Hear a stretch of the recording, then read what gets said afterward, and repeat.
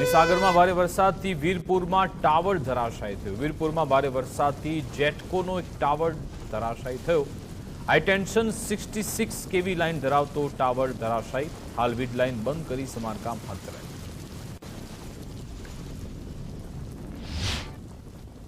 મહીસાગર જિલ્લામાં ગત રોજે સાર્વત્રિક વરસાદ જે છે તે વરસ્યો હતો।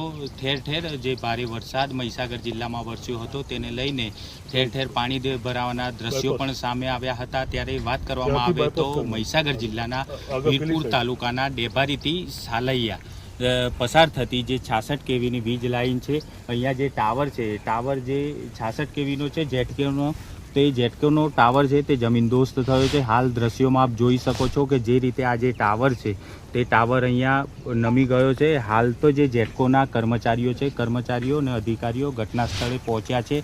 સ્થળ પર પહોંચીને જે જેટકોના કર્મચારીઓ દ્વારા જે કામગીરી છે, સમારકામની કામગીરી હાથ ધરવામાં આવી છે। ત્યારે અહીંયા જે જેટકોના અધિકારી છે, અધિકારી સાથે જ આપણે સીધી વાત કરીશું કે સાહેબ શું નામ છે આપનું, અને આજે સમગ્ર આજે ટાવર જે નમી ગયો છે, જમીનદોસ્ત થયો છે, કઈ રીતે આજે બનાવ બન્યો છે ને અત્યારે હાલ શું પરિસ્થિતિ? મારું નામ RM Vijapura, executive engineer GETCO Dhansura. ગઈકાલે રાત્રે 8:30 વાગે જે વરસાદ અને વાવાઝોડું આવ્યું એ વખતે અમારી આ વીરપુરથી આવતી લાઇન છે જે સાલૈયા અને ડેભારી બે સબસ્ટેશનોને વીજ પુરવઠો પૂરો પાડે છે।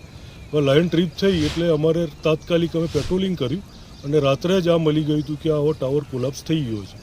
એટલે પછી રાત્રે 2:30 વાગ્યા સુધીમાં બધા જેજીવાય ફીડરો 8:30 વાગ્યાથી બધા બંધ હતા। એટલે પહેલાં તો અમે ગામડાઓ જે જેજીવાય છે એને વીજ પુરવઠો આ જે કોલાપ્સ ટાવર છે એ બાયપાસ કરીને રાત્રે અમે ચાલુ કરી દીધું।